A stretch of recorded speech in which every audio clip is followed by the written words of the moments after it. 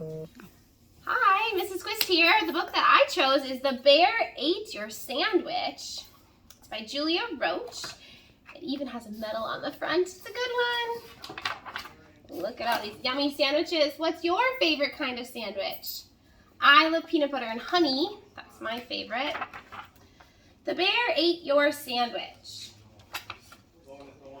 By now, I think you know what happened to your sandwich, but you may not know how it happened, so let me tell you. It all started with a bear. The morning air was warm and bright when the bear stepped out of his den and stretched and sniffed. The scent of ripe berries drifted toward him and led him to a wonderful discovery. After a berry feast, the bear curled up in the sunlight and listened to the buzzing of the bees. Before long, he fell asleep. By the time the bear opened his eyes, the buzzing had become a rumbling. He was being quickly swept along like a leaf in a great river.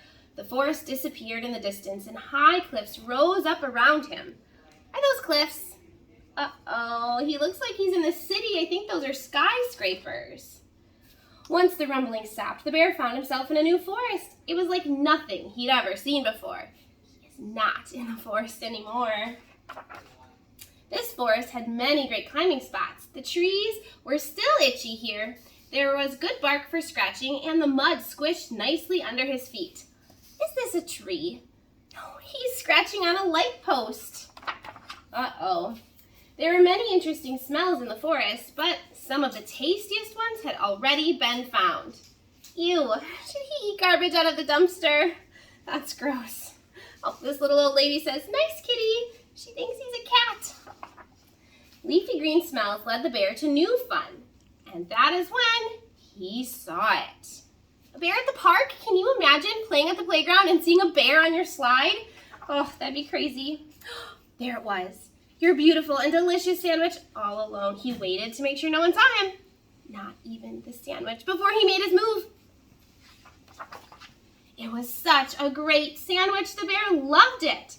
But just as he was almost finished, he heard sniff, snuffle, slobber, snort behind him.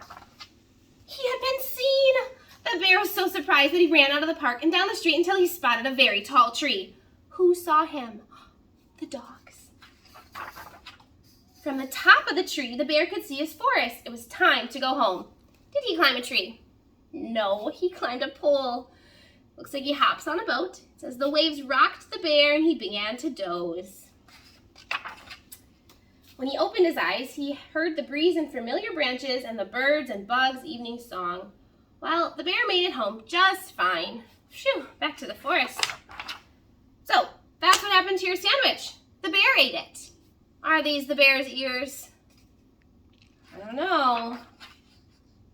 I saw it all. I tried to save your sandwich. I was able to save this little bit of lettuce right here. The bear dropped it as he ran off, but I couldn't save the rest. I'm sorry to have to tell you about your sandwich this way, but now you know. Is that the bear? Those ears belong to this dog. Ruff, ruff, ruff, ruff, ruff. Uh-oh. Look at all those crumbs left over. Whose nose is this?